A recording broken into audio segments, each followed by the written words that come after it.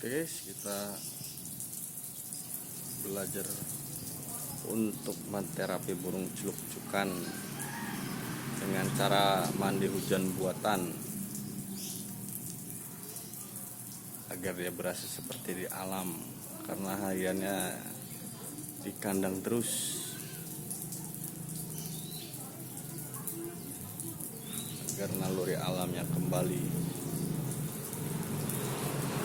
Kita bisa pakai selang air dari keran, disemprotkan seperti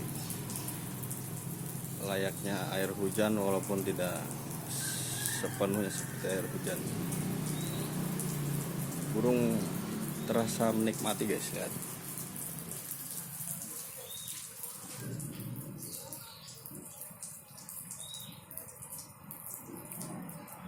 Treatment ini cukup baik untuk kesehatan burung. Woi.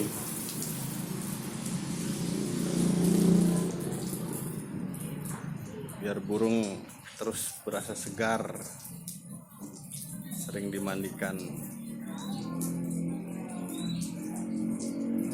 Terutama tetap jaga kebersihan kandang guys, agar burung-burung culuk-cukan kita tetap sehat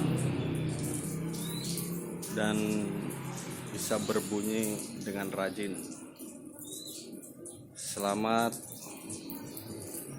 mencoba, ini hanya berbagi, bukan mengajari guys, hanya untuk senang-senangan pribadi saya.